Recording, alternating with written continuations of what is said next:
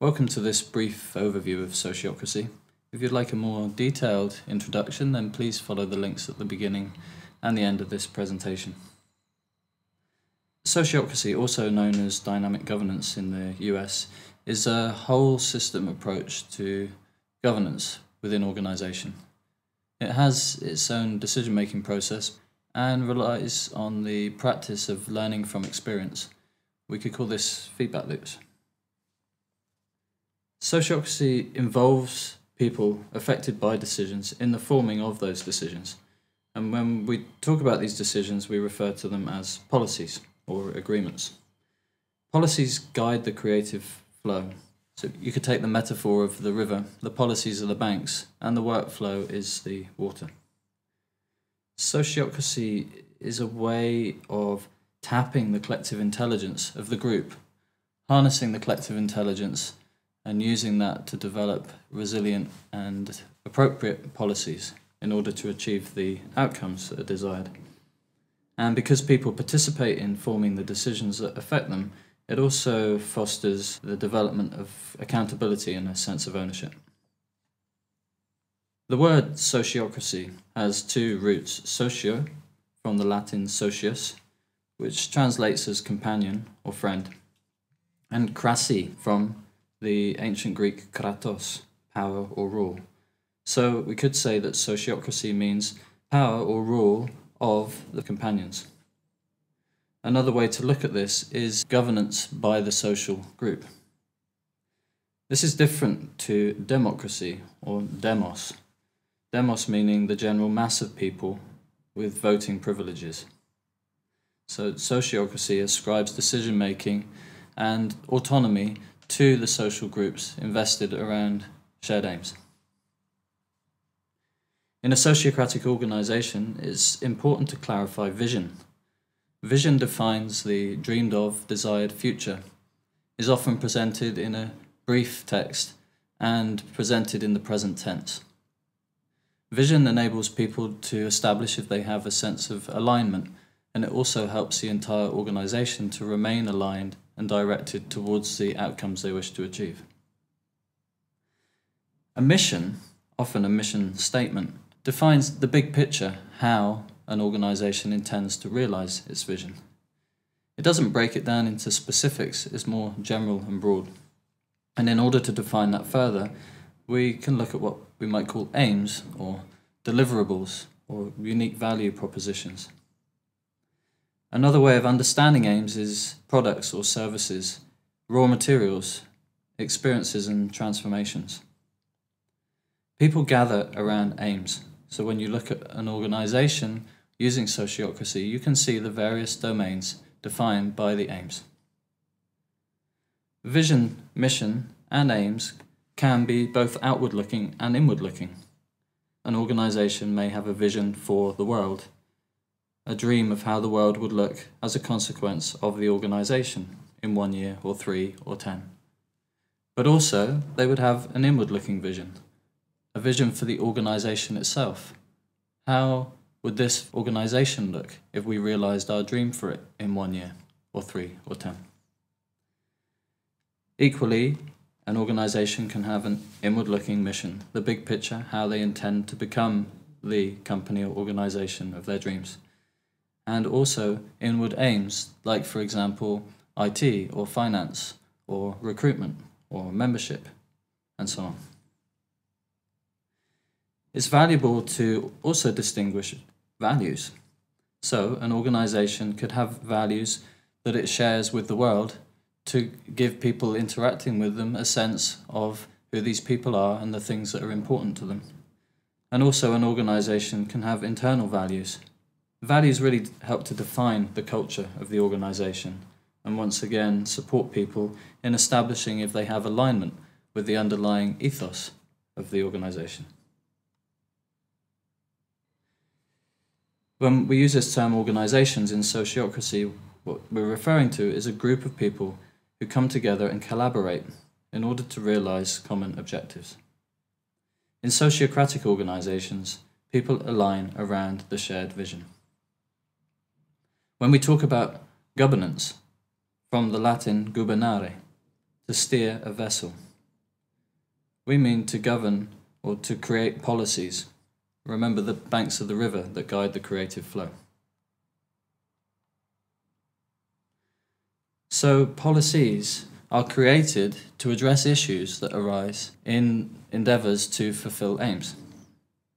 So policies guide the day-to-day tasks. They serve the aims. And because we're using feedback loops, sociocracy gives us the opportunity to create good enough for now and safe enough to try policies, rather than the absolute best and most amazing policy we can come up with.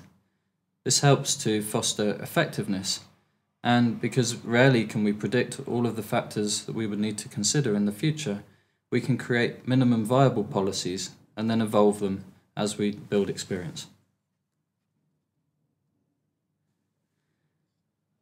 We can trace sociocracy as a concept back to 1851 and Auguste Comte, also renowned for coining the term sociology. Auguste perceived a future where the scientific method could be applied to society. He's quoted as saying that the social order of the future will be sociocracy, not yet achievable, but inevitable. This concept evolved through many generations via Lester Frank Ward, who used the word sociocracy to describe the rule of people with relations with each other. And then in 1926, the now famous educationist Case Booker established a school based on his interpretation of sociocracy, which empowered children to participate in the governance of the school. He established it very similar to an organization, as if the children were workers, and created an environment of equivalence where the school tapped the collective intelligence of all participants in the process towards evolving the policy. Case Booker was also a Quaker, and so he integrated Quaker principles into the school. We can see the consequence of this in the next evolution of sociocracy, as Gerard Endenberg inherited his family business, Endenberg Elektrotechniek, a now well-renowned electrical company in Holland. Gerard was a student of Case Booker's school, and he synthesized his learning and Case Booker's interpretation of sociocracy with his understandings of engineering, cybernetics, and reflections on natural processes, and evolved the Sociocratic Circle organization method, which he implemented and developed within Endenberg Elektrotechniek. In 1978, he, along with others, founded the Sociocratic Centrum, which was created to promote sociocracy. And in 1994, there was a new law in the Netherlands where sociocratic organizations were recognized as legal and were no longer required to have a workers' council, previously mandatory for corporations, because of the equivalent nature of sociocracy. During the late 1990s and early 2000s, several non-Dutch-speaking people came across sociocracy, but it wasn't until 2007 when Sharon Verlijns and John Buck launched their book We the People that sociocracy became widely accessible to the English-speaking world, and from there has begun to migrate into several other languages. There are three key influences, then, that we can see reflected in sociocracy. The Quaker meeting practice. Quakers were an obscure Christian sect established about 250 years ago and heavily persecuted for their championing of principles based upon egalitarianism and pluralism. You could trace back early consensus practice to the Quakers. The Quakers recognized or believed that the light was within all of us, and their meeting practices were designed to tap each individual to access this light in order to gain insight into decisions that they were wishing to make. Cybernetics, the science of steering and control, was really a contribution that Endenberg brought to the evolution of sociocracy. And we can see this reflected in the practice of learning from experience or feedback loops. And finally, nature, transformation of what exists and building on it according to changes in the environment. There's three core principles or pillars, values, that we can see woven into the fabric of sociocracy and sociocratic practice. One being equivalence. Equivalence meaning giving people a voice in the decisions that affect them. Alongside that, there's an aim towards effectiveness. Are we practicing in ways that are effective and support us in achieving our goals? And finally, transparency. So in a sociocracy, there are no secrets unless there's consent to secrets. As we've said already, this principle of feedback loops is very important. It enables the continuous evolution and improvement of policies in service of aims. And there's a common lead, do, measure, or plan, implement, evaluate cycle. The decision-making process in sociocracy is based on the principle of consent. And what sets the consent decision-making process aside from other methodologies is the fact that instead of seeking consent, we deliberately seek objections. In sociocracy, objections are seen as gifts. They contain emergent wisdom, seeking expression into the consciousness of a circle. Objections can be raised relative to a circle's aims, and remember that policies are being created to resolve issues relating to aims. So, an objection would mean that I can see a reason why doing what's being proposed would somehow harm our aim or stand in the way of mine or your ability to contribute to that aim. An objection I raise would actually be the objection of the circle. Objections belong to the whole circle. You could say that we celebrate objections in sociocracy.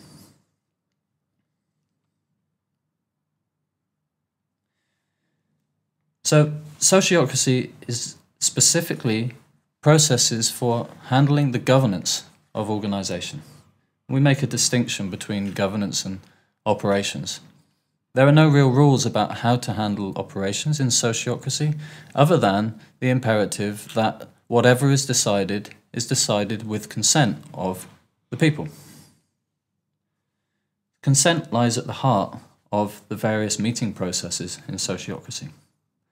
There are 6 obvious domains where the principle of consent applies, and the first is in forming proposals. Sociocracy has a method, the proposal forming process, that taps collective intelligence and empowers groups to formulate their own proposals for policies. The consent decision-making process can then be used to establish if there are any further objections to these proposals. And upon arriving at consent, then policies are regularly evaluated, and any changes are also consented to by the members of the circle. As well as policies, consent also applies to the domain of people. Circles create role descriptions to fulfill functions, and members of the circle consent to role descriptions and the responsibilities relating to them. Sociocracy has a way of selecting people for roles. That means that whoever is nominated and finally chosen to fulfill the role does so with consent of the circle. And anybody in a role is given a regular opportunity to learn from their experience, to give and receive feedback, and to create improvement plans in order to continue to refine and develop their capacities in fulfilling the role. The governance meetings in sociocracy take a very common form, with an opening round, administrative matters like consenting to last meeting minutes, date of the next meeting, and consent to this agenda. They would include a list of documents relating to agenda items, which ideally would be sent to circle members before the meeting so that they can prepare to support the effectiveness of the meeting. Main agenda items include the evaluation of policies due review, and also any short reports that are valuable for the circle to hear. Perhaps an operational leader or coordinator of another team feeding back to the governance circle. Then the main agenda items, which can include selecting people for roles, consenting to proposals, raising issues and establishing what process to apply, forming proposals, and performance reviews. Each governance meeting is completed with a closing round where people evaluate the effectiveness, the facilitation, and the general feeling or emotional tone of the meeting. This is another opportunity to learn from experience and apply learning towards improving the meeting form itself, adding to artful participation and facilitation of meetings. Let's take a look at the consent decision-making process, which we use to harvest objections to capture emergent wisdom. We split the difference between equivalence and effectiveness in consent decision-making. The process can be facilitated quite tightly in order to remain effective. Objections stop proposals becoming policy. They're paramount. And it's valuable for circle members to realize that in sociocracy, withholding objections is the crime, because this could harm the aims of the group or organization. Being able to raise objections at any time means that proposals only need to be good enough for now and safe enough to try, so actually anyone at any time can put forward a reason why an existing or proposed policy could harm the aims. So we're deliberately harvesting objections. Every policy has a review date built in, and experienced groups can move very fast through the stages of consent decision making. So how does it work? A circle would have a facilitator, usually elected through the elections by consent process of sociocracy. The facilitator would pick a random person to start, and in each step of the process would conduct a round in order to give everyone a chance to have a voice in that particular element. A facilitator would alternate where they begin each time to maintain equivalence. The consent decision-making process begins with presenting the proposal, and then a round of clarifying questions specifically to ensure everybody understands the proposal. This is followed by a round for a brief response, where people share an insight into what's alive in them in relation to the proposal. Then the facilitator conducts an objection round to collect any objections that people might have within the circle. And this is followed by opportunity for people to share the reasons why they're objecting. Then the group can undertake a process to integrate the wisdom in the objections to amend the proposal. There are many ways to do this, including asking the person who raised the objection, or the facilitator, or the whole group, or postponing the decision for another time while the team take it back and redevelop the proposal. At the point when all objections have been integrated and the policy amended to the point where no further reasons remain for it not to become operational, then the circle has achieved consent and they celebrate. A circle may also collect concerns relating to the proposal, which, whilst not stopping the proposal becoming policy, can contribute to the evaluation criteria for when a circle reviews the policy decision. How do you bring equivalence throughout an organization? Well, let's take a look at the circle structure and what we call in sociocracy double linking. If we look to an organization, we see that people naturally gather around shared aims. People gather around unique value propositions. Circles are semi-autonomous in sociocracy. A circle might be purely operational, therefore being attached to a governance circle, and then it would conduct its business according to the policies created by its owner circle. However, in many cases, it's more effective for a circle to define many of its own policies, because the people gathered around that work are the people with most insight into how to achieve that effectively. Therefore, a circle would become self-governing.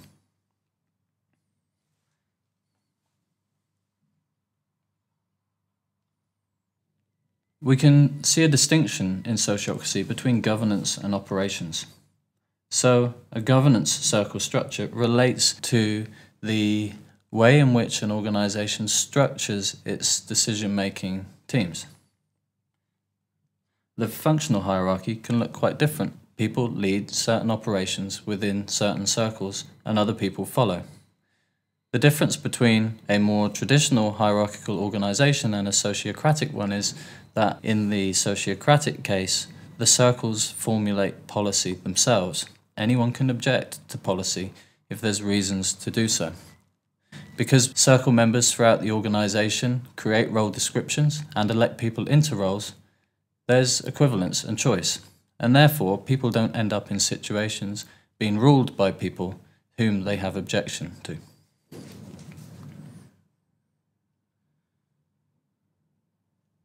In a traditional hierarchical circle structure, we can see perhaps a board, a management, and operational circles. Usually, the next higher circle would elect a lead for the next lower circle, and so this would continue down through the organizational hierarchy. In sociocracy, in order to bring equivalence, a circle elects a role, the role being called the representative. A representative of a circle has a function to participate in the next higher circle. In the next higher circle, during governance meetings, that representative has full decision-making rights and can withdraw consent in the case where they have objection. A circle coordinator or operations leader has a function to lead operations. Often in sociocracy, they also then are mandated with the ability to consent and object to policies within the circle that they're leading. However, in some instances, a circle might wish to elect its own operations leader, in which case it's important still to consider this other function of someone from the next higher circle having the ability to withdraw consent in the next lower circle in order to maintain equivalence both ways. We're looking to counterbalance hierarchy with bottomarchy in sociocracy. Circles have some generic functions. A facilitator, to be overall responsible for the facilitation of sociocratic meetings. A logbook keeper, who maintains the circle memory, recording decisions, evaluation dates, and so on, and ensuring that no decisions made and no defining texts are lost. There's a meeting manager or secretary who would create agendas, organise meetings, prepare the meeting space, and send out minutes after the meeting. And the representative that we spoke about already, and an operations coordinator. Because we want to give people a voice in the decisions that affect them, and because there's often value in accessing a variety of perspectives, sociocracy has a way of forming proposals together. We call it the proposal forming process. Essentially, the proposal forming process invites everybody to participate, but rather than immediately jumping in with a variety of solutions to an issue, first of all, to raise any questions that they have in order to reveal the scope of the issue. So let's look at the proposal forming process and the various steps. We begin with identifying an issue, and then a facilitator leads rounds to harvest questions that circle members have relating to the issue. We could call this considerations. A circle consents to that list as complete, before moving on to harvest possible solutions or ingredients towards refining and preparing a sample proposal. We could call this the creative stage. Having harvested various ingredients, and once again consenting to that list as complete for now, then the circle would come together to tune a proposal or prepare the sample dish. This is really a process of synthesis and refinement, looking for both and ways to integrate the various elements that have been put forwards to arrive at a proposal outline that the tuners can live with. This may be the whole circle, an individual, a separate team. The end result is a proposal that can then be processed with consent decision-making. Remember, in the 6 meeting processes, one element was defining roles. To define a role, you might wish to include some basic elements. Firstly, a term. In sociocracy, no role lasts forever. Everybody, at some point, finds that their term comes to an end, at which point a circle would have a re-election. A role description would include the basic responsibilities or expectations associated with the role, and may also define some desired experience, skills, and qualities. Also built in are dates for regular performance reviews.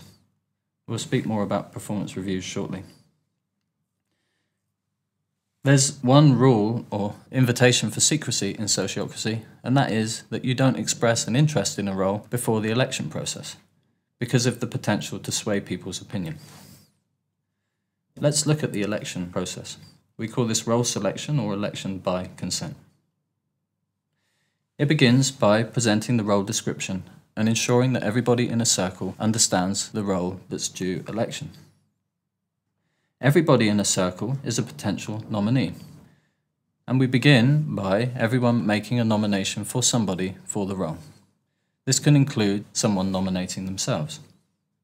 Often this is written on a nomination slip to avoid the temptation of changing nomination, having heard other people's reasons, because in the next step then, the facilitator leads around to hear the reasons for the nominations. There's a moment to gather any additional information before moving on to what's known as a change around. In the change around, having heard the reasons, arguments for the nominations from before, circle members have the chance to stay with their original nomination or to change. What we're doing is seeking to establish a potential nominee who is supported by the strongest reason for them to fulfill the role.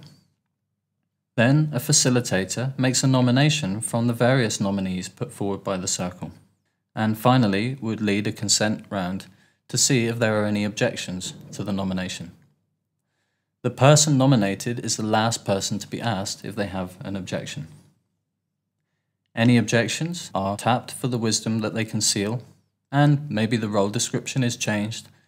Amendments are made to the role in order to find ways to support the person nominated to fill it, or in the case where the objection can't be resolved, the facilitator could lead another round of nominations in order to find a suitable candidate. On establishing consent, the person would fulfill the role for the term. How do we regularly review people filling roles? Well, this is known as a performance review. A performance review is a feel-good process that allows people to harvest appreciations and opportunities to improve. And if it's my performance review, then I would be accountable for initiating the process and setting it up. A performance review has some basic steps. Firstly, in a traditional organizational structure, I would ask the person I answer to, someone who answers to me, and a peer to come and support me with a performance review. I might also ask someone to come and facilitate the process, or do it myself, or one of the people who I've already invited. It begins with a round of appreciations. The appreciations are for me in my role, and I'm the first person to appreciate myself. The various comments I make would be catalogued, and then the other people in the performance review would also offer their appreciations to me. Having heard the various appreciations, we move on to a round to collect improvement feedback. Again, I would begin and I would speak those things, the growing edges I perceive, and the areas in which I think I could improve. I would reflect on mistakes, things that hadn't worked out in the way I'd intended, oversights and so on. And then the other people in the performance review would do the same. Together we would co-create an improvement plan, consent to it as good enough for now, and if this process happened outside of the circle to whom I was serving in my role, then we would come together. It would be added as an agenda item for the next governance meeting, and we would harvest any further objections and refinements to the improvement plan. We can see a general evolutionary track in decision-making. Autocracy, democracy, consensus, and sociocracy. If we consider supremacy, the concentration of power to one area to the exclusion of others, and then relate that to these different types of decision-making, we can get some further understanding about what makes sociocracy and consent decision-making different. So in autocracy, supremacy goes to the leader or small group. In majority democracy, or representative democracy, supremacy goes to the majority. In consensus, some people at first glance might say, well, in this case, supremacy goes to agreement, which from one point of view is true. But if an organization fails to clarify what constitutes a block or an objection in consensus, then we can have consensus with unanimity, which means anyone can block at any time, therefore giving supremacy back to the individual. This can be problematic in complex organizations that are facing the need to address many decisions on a regular basis. However, consensus can be highly effective for a single issue group and a group of people who are familiar with each other and have a high level of trust. Sociocracy takes supremacy off the shoulders of any individual and instead gives it to reason. Sociocracy invites reasoned objection to proposals. At the least in sociocracy, we must be reasonable. Sociocracy can be implemented in full or in part within organizations. There's many practices and processes that a group or team can utilize to support them in creating more effective and resilient decisions. In the case of a whole system implementation, however, it's important that there's organization-wide consent to use sociocracy, and this includes board and management. An interesting thought experiment towards gaining consent for whole system implementation is to invite everyone in the organization to find reasons not to implement sociocracy, thereby immediately catapulting people into the practice of consent decision-making. Sociocracy is a transformational mechanism for both individuals and the whole organization. It can be applied in every case, from a tiny workshop, a family, a small group, to a huge networked organization with the scope of a nation state.